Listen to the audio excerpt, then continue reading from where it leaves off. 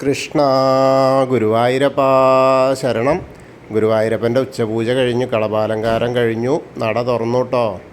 ഇന്നിപ്പോൾ ശനിയാഴ്ചയാണ്. നല്ല തിരക്കായിരുന്നു. നല്ല തിരക്ക് വെച്ചാൽ നല്ല തിരക്ക്. അവധിയല്ലേ ഇന്നലെയും ഇന്നൊക്കെ. നാളെ അവധി, അപ്പോൾ ഇനി തിരക്ക് കൂടും. നല്ല തിരക്ക് തന്നെയാണ്. അപ്പോൾ നമുക്ക് എന്തായാലും ഗുരുവായൂരപ്പനെ കളഭാലങ്കാരം തൊഴാനായിട്ട് പോവാം.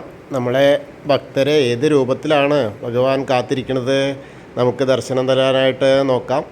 നമ്മൾ ആദ്യം തന്നെ കിഴക്കേ നടയിലുള്ള മഞ്ജുളാലിനെ ഒന്ന് പ്രദക്ഷിണം വെച്ച് നേരെ വരുമ്പോൾ അത്തിമര ഗണപതിയുടെ അടുത്തൊന്ന് പോയിട്ട് അവിടെ ഒന്ന് പ്രാർത്ഥിച്ച് സർവ്വവിഘ്നങ്ങളും അകറ്റാനായിട്ട് പ്രാർത്ഥിച്ച് വരാം. അതിനുശേഷം നമ്മൾ ആ ഗോപുരവാതിൽ കടന്നിട്ട് നമുക്കകത്തേക്ക് ഇങ്ങനെ വരുമ്പോൾ ആ കൊടിമരം കാണാം. അതേപോലെ നേരെ നോക്കുമ്പോൾ വലിയ ബലിക്കല്ല് കാണാം. പിന്നീട് നമ്മൾ കാണുന്നത് ഗജരാജൻ കേശവൻ്റെ 2 കൊമ്പുകൾ, ഇങ്ങനെ സ്വർണം പൊതിച്ച കൊമ്പുകൾ കാണാം. അതിന് നടുക്കായിട്ട് മഹാലക്ഷ്മി ദേവീനെ കാണാം. ഇപ്പോൾ ഗജരാജൻ്റെ തെക്കേ നടയിലുള്ള ശില്പത്തിന് മാറ്റുകൂട്ടാൻ വേണ്ടിയിട്ട് വർക്ക് നടക്കുകയാണ്. പുതിയ ശില്പിയൊക്കെ വന്നിട്ട് അതിൻ്റെ പാച്ച് വർക്കുകൾ നടക്കുകയാണ്. അപ്പോൾ ഗജരാജനെ കേശവൻ്റെ അതേ രൂപത്തിൽ കാണാമെന്ന് നമുക്ക് പ്രതീക്ഷിക്കാം. അങ്ങനെ നമ്മളിങ്ങനെ ആ വാതിൽപ്പടി കയറി വരുമ്പോൾ, അകത്തേക്ക് കയറി വരുമ്പോൾ നമ്മൾ ഇടത്തെ സൈഡിലുള്ള മേൽപ്പത്തൂരിനെ ഒന്ന് സ്മരിക്കുക. അതേപോലെ വലത്തെ സൈഡിലുള്ള ആ തൂണ്, നരസിംഹാവതാരം കാണിച്ച തൂണൊന്നിങ്ങനെ നോക്കി തൊഴാം. പിന്നീട് നമ്മളിങ്ങനെ വിഗ്രഹത്തിലേക്ക് ഇങ്ങനെ നോക്കുമ്പോൾ നമുക്ക് ആകെ പ്രകാശമാണ് കേട്ടോ. ഒന്ന് വളരെ പ്രകാശം. ആ ചതുർബാഹുവായ വിഗ്രഹം കാണാം. അതിൻ്റെ മുകളിലും നിറച്ചും ഒരു പ്രകാശമാണ് കാണുന്നത്. ഭഗവാന്റെ കാൽപാദങ്ങൾ കാണാണ്ട്, കാൽവളകൾ കാണാണ്ട്. അങ്ങനെ മുകളിലേക്ക് ഇങ്ങനെ പട്ട് ഇങ്ങനെ ഞൊറിഞ്ഞെടുത്തിട്ടുണ്ട്, മഞ്ഞ പട്ട് ഞൊറിഞ്ഞെടുത്തിട്ടുണ്ട്. അരയിലിങ്ങനെ അരമണി കിങ്ങിണി ചാർത്തിയിട്ടുണ്ട്. പിന്നെ ഇങ്ങനെ മുകളിലേക്ക് ഇങ്ങനെ നോക്കി വരുമ്പോൾ ഒരു വളയം പോലത്തെ മാല, ഒരു മാങ്ങാമാല, ഒരു പതക്കം പോലത്തെ മാല. അതേപോലെ അങ്ങനെ നോക്കുമ്പം വളരെ നന്നായിട്ടുള്ള കാഴ്ച കേട്ടോ കാണുന്നത്. അങ്ങനെ ചതുർബാഹുവായ ആ നാരായണനായിട്ടാണ്, മഹാപ്രഭുവായിട്ടാണെന്ന്. അതായത് ഭഗവാന്റെ ഗുരുവായൂരപ്പൻ്റെ ചതുർബാഹുവായ വിഗ്രഹത്തിൽ ആ ഗുരുവായൂരപ്പനായിട്ട് തന്നെയാണെന്ന് ഭക്തരെ കാത്തിരിക്കുന്നത്, ഭക്തർക്ക് വരം അനുഗ്രഹിക്കാനായിട്ട്. അപ്പോൾ വളരെ മനോഹരമായിട്ടുള്ള ഒരു കാഴ്ച. എന്ത് രസമാണെന്ന് വെച്ചിട്ടാണ്. അങ്ങനെ നോക്കുമ്പോൾ 4 തൃക്കൈകൾ കാണുന്നു. കൈവളകൾ കാണാണ്ട്, 4 തൃക്കൈകളിലും കൈവളകൾ കാണാണ്ട്. ശംഖ്, ചക്രം, ഗദ, പത്മം. ആ ഗദയൊക്കെ ഇങ്ങനെ കളഭം കൊണ്ട് ഇങ്ങനെ ചാർത്തിയിട്ട് എന്ത് വലിയ ഗദയെന്നറിയോ. നല്ല രസം. പത്മത്തിനൊരു താമര അങ്ങനെ കൊടുത്തിട്ടുണ്ട്. നല്ല രസമായിട്ടുള്ള കാഴ്ച. അങ്ങനെ ആ കിരീടമൊക്കെ ഇങ്ങനെ വെച്ച് തിരുമുടിയൊക്കെ ഇങ്ങനെ കെട്ടിയിട്ട് ആ തിരുമുടിമാല 2 ഉണ്ട്. വെളുത്ത പൂവും തുളസിയും തെച്ചിയും. പിന്നെ ഉണ്ടമാല, വലിയ ഉണ്ടമാല, ശരിക്കും വനമാലയുടെ പോലെ തന്നെ. അതായത് തെച്ചിയും തുളസിയും വെളുത്ത പൂവും എല്ലാം കൂടിയിട്ട് ഇങ്ങനെ ഉള്ളത് നല്ല വലിയ ഉണ്ടമാല. ശരിക്കും ഗുരുവായൂരപ്പൻ്റെ ആ ഉണ്ടമാല തന്നെ, അങ്ങനെ തന്നെ പറയാം. അങ്ങനെ 2 ഉണ്ടമാലകൾ കാണാണ്ട്, തിരുമുടിമാലകൾ കാണാണ്ട്, കാതിൽ ചെവിപ്പൂക്കൾ കാണാണ്ട്. അങ്ങനെ നല്ല രസം, മനസ്സ് നിറയുന്ന പോലെ ഉള്ള കാഴ്ച. കാരണം അങ്ങനെ നോക്കി ആകെ പ്രകാശമാനാണ്. ആ എന്താ പറയുക, സ്വർണ്ണ വിളക്കിൻ്റെ, വെള്ളി വിളക്കിൻ്റെ ആ നെയ്വിളക്കിൻ്റെ ഇങ്ങനെ പ്രഭ ഇങ്ങനെ കാണണേ. ശ്രീലകത്ത് കത്തിക്കുന്ന നെയ്വിളക്കിൻ്റെ ആ ഒരു പ്രഭ ഇങ്ങനെ കാണുന്നു. അതുകൊണ്ട് ഗുരുവായൂരപ്പൻ ഇങ്ങനെ തിളങ്ങി നിൽക്കുകയാണ് ഭക്തരെ മുഴുവൻ കാണാനായിട്ട്. വരുന്നവരെല്ലാവരും അനുഗ്രഹിക്കാൻ തയ്യാറായിട്ടാണ് ആ ഭഗവാന്റെ നിൽപ്പ്. അങ്ങനെ നോക്കി വരുമ്പോൾ നമുക്ക് കാണാനുള്ളത് ഗുരുവായൂരപ്പൻ്റെ വിഗ്രഹമാണ്. അപ്പോൾ നമ്മൾ സോപാനപ്പടിയിൽ നിന്നിട്ട് പ്രാർത്ഥിക്കുകയാണ്. എല്ലാവരും കണ്ട് തൊഴുതോളൂ ആ നാരായണ വിഗ്രഹത്തെ, മഹാപ്രഭു വിഗ്രഹത്തെ. നാരായണ നാരായണ നാരായണ എന്നിങ്ങനെ പ്രാർത്ഥിച്ച് നമ്മുടെ അല്ലലും അവലാദികളും ഒക്കെ അവിടെ പറയുക. സന്തോഷവും സന്താപവും ഒക്കെ അവിടെ ഇങ്ങോട്ട് സമർപ്പിക്കുക. ആ തിരുമുമ്പിലാണ് സമർപ്പിച്ചാൽ അതിനൊക്കെ എല്ലാറ്റിനും പരിഹാരം കാണുകയും. അങ്ങനെ അവിടെ നമ്മൾ തൊഴുത് ഇങ്ങനെ ഇറങ്ങുമ്പോൾ പിന്നെ വരുന്നത് അഗ്നികോണിലുള്ള ബലിക്കല്ല് നോക്കി തൊഴുക. അതേപോലെ തിടപ്പള്ളി നോക്കി തൊഴുക. പിന്നെ തിരിഞ്ഞു നിന്നാൽ നമ്മളെ ചുമരിൻ്റെ മുകളിലുള്ള ആലിലക്കണ്ണനെ കാണാം. അങ്ങനെ ഗ്രില്ല് ഇങ്ങോട്ട് കഴിഞ്ഞ് വന്ന സപ്തമാതാക്കളെ കണ്ട് തൊഴാം. പിന്നീട് നമ്മൾ ഗണേശനെ കാണാൻ വരികയാണ്. ഗണേശൻ്റെ അവിടെയൊന്നും വലിയ തിരക്കൊന്നുമില്ല, പക്ഷെ പുറത്ത് നല്ല തിരക്കാണ്. അങ്ങനെ ഗണേശനെ കാണുമ്പോൾ എന്താ നല്ല രസമായിട്ടുള്ള കാഴ്ചയാണ്.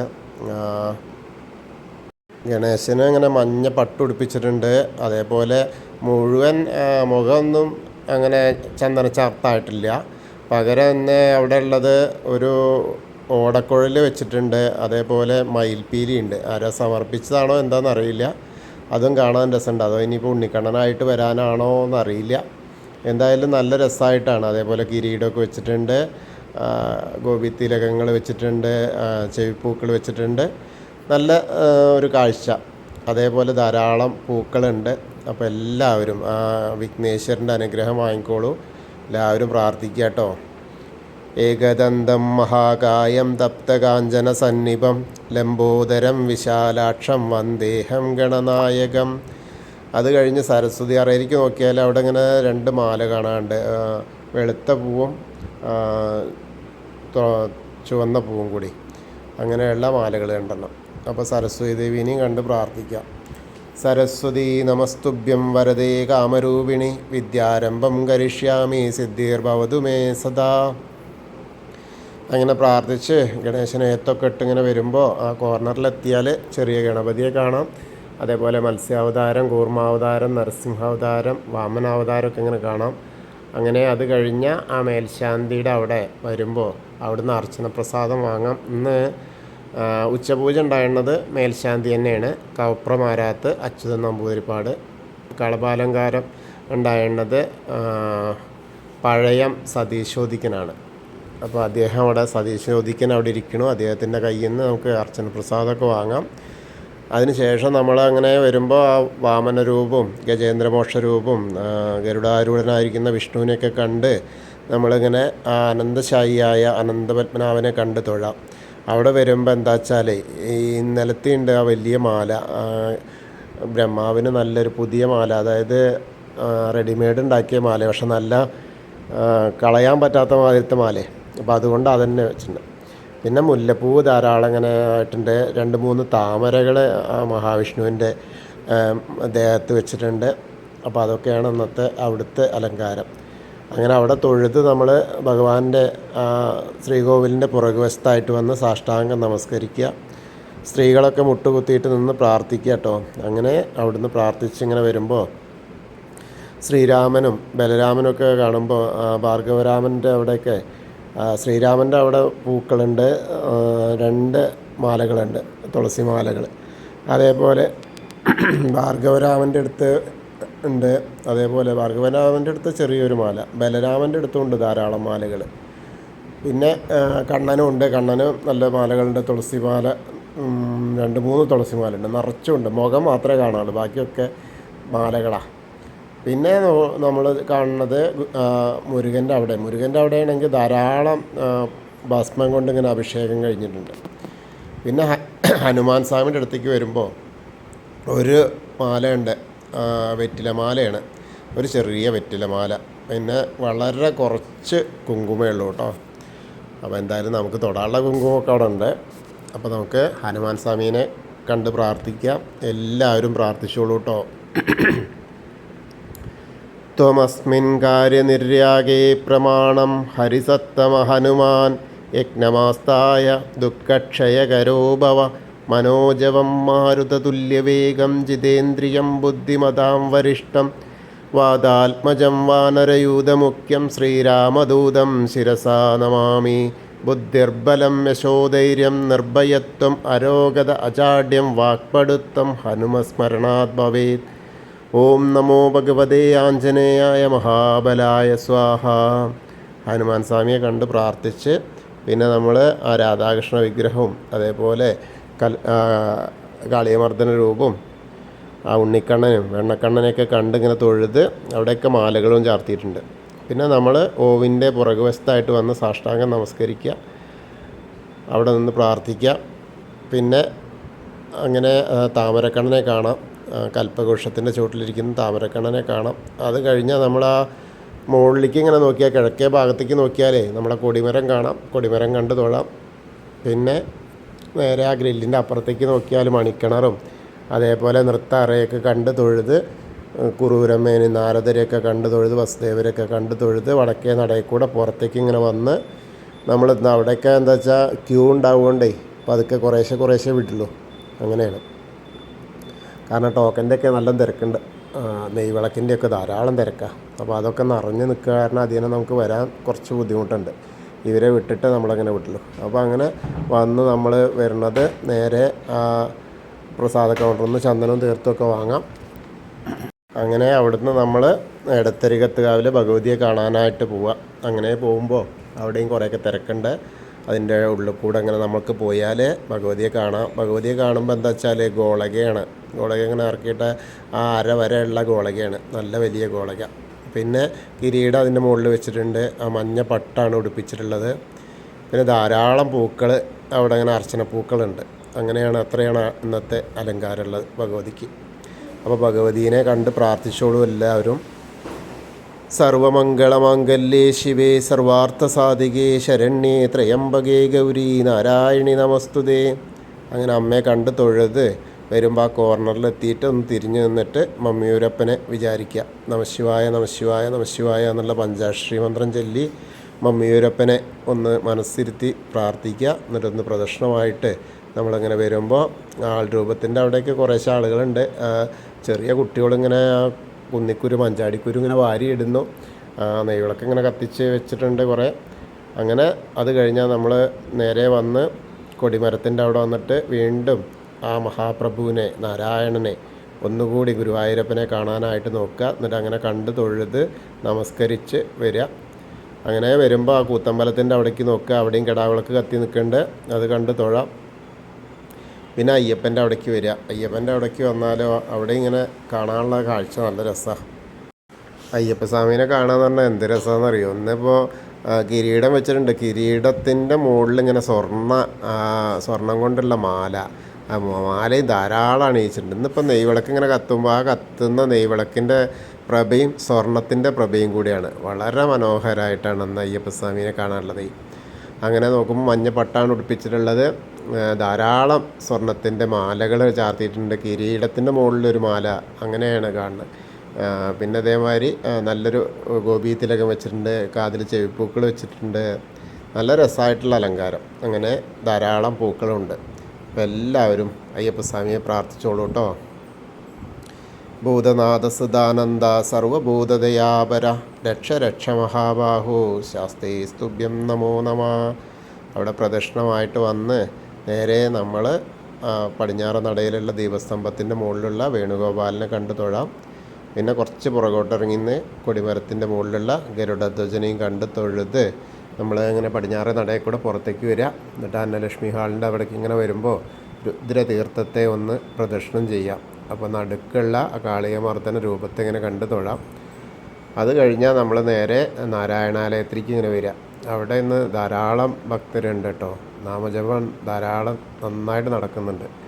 അപ്പോൾ ആ നാരായണാലയത്തിലൊന്ന് നോക്കി തൊഴുത് അങ്ങനെ വരിക. ആ പൂന്താനം പൂജിച്ചിരുന്ന വിഗ്രഹമുണ്ട്, അതൊക്കെ കണ്ട് തൊഴുത് വരാം. പിന്നീട് നമ്മൾ ദേവിയുടെ അവിടെ വന്നിട്ട് ഒന്നുകൂടി പ്രാർത്ഥിക്കാം. പിന്നെ വലിയ ദീപസ്തംഭത്തിൻ്റെ അവിടെ വന്നിട്ട് നമ്മുടെ ആ മഹാപ്രഭുവിനെ കണ്ട് തൊഴാം ഒന്നുകൂടി. അവിടുന്ന് നമ്മൾ തെക്കേ നടയ്ക്ക് ഇങ്ങനെ നോക്കിയാൽ ആ കൂവളത്തെ ഇങ്ങനെ കാണാം. ആ കൂവളത്തെ കണ്ട് ആ കൂവളത്തിൻ്റെ അടുത്ത് എത്തുക. അവിടെ വന്നിട്ട് ആ കൂവളത്തെ ഒന്ന് പ്രദക്ഷിണം ചെയ്യുക. പ്രദക്ഷിണം ചെയ്യുമ്പോൾ മഹാദേവനെയും പാർവതീദേവീനെയും ഒക്കെ ഇങ്ങനെ മനസ്സിൽ സങ്കല്പിക്കുക. അപ്പോൾ അവരുടെ അനുഗ്രഹം നമ്മളെ തേടിയെത്തും. അപ്പോൾ നമ്മൾ ഇന്നത്തെയും ഉച്ചപൂജയും കളഭാലങ്കാരമൊക്കെ കണ്ടു തൊഴുതു. എല്ലാവർക്കും ആ ഗുരുവായൂരപ്പൻ്റെ അനുഗ്രഹം ലഭിക്കും. കൃഷ്ണായ വാസുദേവായ ഹരയേ പരമാത്മനെ പ്രണതക്ലേശനാശായ ഗോവിന്ദായ നമോ നമ. ഹരേ കൃഷ്ണ. ഗുരുവായൂരപ്പാ ശരണം. അതുപോലെ ഇന്ന് നമ്മുടെ കൂടെയുള്ള എല്ലാവർക്കും വേണ്ടിയിട്ട് പ്രാർത്ഥിക്കാം. എല്ലാവരുടെയും വിഷമങ്ങളൊക്കെ മാറ്റിക്കൊടുക്കാനായിട്ട് നമുക്കെല്ലാവർക്കും ആ ഗുരുവായൂരപ്പനോട് പ്രാർത്ഥിക്കാം. ആ പ്രാർത്ഥനകൾ കേൾക്കുന്നുണ്ട് നമുക്ക് നല്ല ഉറപ്പായി. കാരണം ഒരുപാട് പേർക്ക് ആ പ്രാർത്ഥനകളുടെ ഫലം ലഭിച്ചിട്ടുണ്ട്. ഇനി നമുക്കൊരു ചെറിയ കഥ. നമ്മളിന്നലെ കണ്ണനെ കൊല്ലാൻ വേണ്ടിയിട്ട് കംസൻ അയച്ച ആ കാളരാക്ഷസനായ അരിഷ്ടാസുരനെ പറ്റിയിട്ട് നമ്മൾ പറഞ്ഞു. അപ്പോൾ ഇപ്പം അടുത്ത അവസ്ഥ എന്താ വെച്ചാൽ ഈ അസുരൻ മരിക്കപ്പെട്ടല്ലോ. അപ്പോൾ കംസൻ ആകെ അസ്വസ്ഥനായി. അപ്പോൾ ദുഷ്ടനായ ആ കംസൻ ഇനിയിപ്പോൾ എന്താ ആരെ ആണ് വിടേണ്ടത് എന്ന് പറഞ്ഞിട്ടിരിക്കുക, കാരണം കൃഷ്ണനെ കൊല്ലാനായിട്ടേ. അപ്പോൾ കുറച്ചൊരു പേടി തോന്നും ചെയ്തിട്ടുണ്ടു കംസന്, കാരണം ഏത് സമയത്താണ് താൻ മരിക്കപ്പെടാന്നേ, കണ്ണൻ കൊല്ലിയപ്പെടാന്ന്. അപ്പോൾ അങ്ങനെ വല്ലാത്തൊരവസ്ഥയായി. അപ്പോൾ പിന്നീട് ഇനി വേറെ ഒരു അരിഷ്ടാസുരൻ്റെ മരണശേഷം ബ്രഹ്മാവിൻ്റെ പുത്രനായ നാരദമുനി കംസനെ സമീപിച്ചിട്ട് പ്രവചനം സത്യമാണെന്ന് പറഞ്ഞു. പിന്നെ പേടിക്കാൻ, ഇനിയിപ്പോൾ ആൾക്ക് പേടിക്കാൻ വേറെ വഴി വേണോ? കാരണം എന്താ വെച്ചാൽ ഈ നാരദ എല്ലായിടത്തും ചെന്ന് പറയുകയാണ്, ഇതാ തന്നെ കൊല്ലാനുള്ള ആളെത്തിയിട്ടുണ്ട് കേട്ടോ. അപ്പോൾ ആ ഒരു കാഴ്ചയാണ് അവിടെ. നാരദൻ്റെ അഭിപ്രായത്തിൽ കൃഷ്ണൻ താമസിയാതെ കംസനെ കൊല്ലും. ഈ വെളിപ്പെടുത്തലും കൂടി കേട്ടപ്പോൾ കുപിതനായ കംസൻ നീണ്ട മുടിയുള്ള അസുരനെ കേശീനെ വിളിച്ചു. കേശി അതിശക്തനായൊരു നിഗൂഢ രാക്ഷസനായിരുന്നു. കാരണം ആ രാക്ഷസൻ്റെ ലീലകൾ എന്തൊക്കെയെന്നും അയാളുടെ ശക്തി എന്താണെന്നും അറിയില്ല. അങ്ങനെ വൃന്ദാവനത്തിലേക്ക് പോകാനും മുടിയിൽ മയിൽപീലി ധരിച്ച കൃഷ്ണനെ ഉടൻ കൊല്ലാനും ആജ്ഞാപിച്ചു. ഒന്നാമത് ഇവർക്കൊന്നും ആരാ കൃഷ്ണനൊന്നും അറിയാത്ത കാരണമാണ് ഈ പല വേഷത്തിലൊക്കെ ചോദിക്കുകയാണ്. അപ്പം മുടിയിൽ മയിൽപീലി ധരിച്ച ആൾ കണ്ണനാണെന്നാണ് ആ കംസൻ്റെ ഒരു ചിന്ത ഉണ്ടായത്. അപ്പോൾ അങ്ങനെ ഒരു ഭീമാകാരമായ ഭ്രാന്തൻ കുതിരയുടെ രൂപം സ്വീകരിച്ച് വൃന്ദാവനത്തിലേക്ക് പോയി കേശി. അതായത് നമ്മളിപ്പോൾ ചിന്തിക്കുന്ന വേഗതയിലാണ് അയാൾക്ക് നീങ്ങാൻ കഴിയുക. നമ്മളുടെ ചിന്ത പോണതിൻ്റെ മേലെ ആ കേശിക്ക് ചലിക്കാൻ കഴിയുന്ന അവൻ വളരെ വേഗത്തിൽ കുതിച്ച് അവൻ്റെ കുളമ്പുകൾ ഭൂമിയിലേക്ക് കീറി. അതേസമയം കേശിയുടെ ഉദ്ദേശം അറിയാതെ കൃഷ്ണൻ തൻ്റെ ഗോപാലകരോടൊപ്പം കളിക്കുകയായിരുന്നു. അദ്ദേഹത്തിൻ്റെ ഏറ്റവും അടുത്ത സുഹൃത്തുക്കളിൽ ഒരാളായ മധുമംഗലൻ കൃഷ്ണനോട് പറഞ്ഞു, പ്രിയ സുഹൃത്തെ, വൃന്ദാവനത്തിലെ എല്ലാവരും നിന്നെ സ്നേഹിക്കുന്നു. അവർ ഒരിക്കലും നിനക്ക് ലഡ്ഡു അർപ്പിക്കാൻ മറക്കില്ല. ഗ്രാമവാസികളിൽ നിന്ന് എനിക്ക് കുറച്ച് ലഡ്ഡു വാങ്ങാൻ വേണ്ടി നിൻ്റെ മയിൽപീലിയും വസ്ത്രവും എനിക്ക് പങ്കുവെച്ചാലോ? ആലോചിച്ചു നോക്കൂ, ആ ഒരു കഥയുടെ വഴിത്തിരിവ് വരുന്നുണ്ടോ? കാരണം കംസൻ പറഞ്ഞത് കേശിയോട് മുടിയിൽ മയിൽപീലി ധരിച്ച ഒരു ഉണ്ണീനെ കാണാനാണ്, അതായത് ആ കൃഷ്ണനെ കാണാനാണ്, അവനെ കൊല്ലാനാണ്. ഇവിടെയാണോ വാക്ക് മാറ്റി, അതാണ് കണ്ണൻ്റെ കളികളാണ്. അപ്പോൾ കുറച്ച് സമയത്തേക്ക് തൻ്റെ വസ്ത്രം കടം കൊടുക്കാൻ കൃഷ്ണൻ സമ്മതിച്ചു. മധു വളരെ സന്തോഷവതിയായിട്ട് ആ ഗ്രാമത്തിലേക്ക് നടക്കാൻ തുടങ്ങി. കേശി അവിടെ ചേരുമ്പോൾ മയിൽപീലിയുമായി നിൽക്കുന്ന ഒരു കുഞ്ഞ് ആ ആൺകുട്ടിയെ അങ്ങനെ അന്വേഷിക്കാൻ തുടങ്ങി. അപ്പോഴാണ് മധുവിനെ കണ്ടത്. അയാൾ നേരെ മധുവിനെ പാഞ്ഞെടുത്തു മധുവിൻ്റെ നേർക്ക്. മധു സഹായത്തിനായിട്ട് നിലവിളിച്ചു. വന്യമൃഗം മധുവിനെ ഉപദ്രവിക്കാൻ തുടങ്ങി. ഉപദ്രവിക്കുന്നിങ്ങനെ തോന്നിയപ്പോൾ കൃഷ്ണൻ സ്ഥലത്തെത്തി കേശിയെ വെല്ലുവിളിച്ചു. കേശി കോപാകുലനായിട്ട് കൃഷ്ണനെ ആക്രമിച്ചു. കുളമ്പ് കൊണ്ട് അവൻ്റെ ചവിട്ടാൻ ശ്രമിച്ചു. കൃഷ്ണൻ കേശിയുടെ കാലുകൾ പിടിച്ച് വായുവിലേക്ക് എറിഞ്ഞു. കേശി ഒരു വലിയ ഇടിയോടെ താഴെ വീണു. അവൻ എഴുന്നേറ്റ് കോപത്താൽ ഉഗ്രനായി വീണ്ടും കൃഷ്ണനെ ആക്രമിച്ചു. ഇരുവരും തമ്മിലുള്ള ദ്വന്ദ്വയുദ്ധം ഒരുപാട് സമയം തുടർന്നു. കേശി ആക്രമിക്കും. ഓരോ തവണയും കൃഷ്ണൻ ആക്രമത്തെ ചെറുക്കും. അസുരന് കൂടുതൽ പരിക്കേൽക്കും. കേശി പിന്മാറാൻ വിസമ്മതിച്ചു. കുറച്ച് കൂടി ശക്തി സംഭരിച്ച് ശേഷം കൃഷ്ണനെ വീണ്ടും ആക്രമിക്കും. ഒടുവിൽ ക്ഷീണിതരും ഭയങ്കര പേടിത്തൊണ്ടനുമായി, പേടി വന്നു, ഭയമുള്ള ആളായി കൃഷ്ണനെ കേശി ഒരിക്കൽ കൂടി അങ്ങനെ വിഴുങ്ങാൻ വേണ്ടിയിട്ട് വായ തുറന്നു. ഞാനിപ്പോൾ നിന്നെപ്പം തിന്നുന്നു പറഞ്ഞിട്ടേ വായ തുറന്നു കൃഷ്ണനെ ആക്രമിച്ചു. കൃഷ്ണൻ തൻ്റെ കൈ കേശിയുടെ വായിലേക്ക് കയറ്റി മൃഗത്തിൻ്റെ വയറ് വരെ തള്ളി.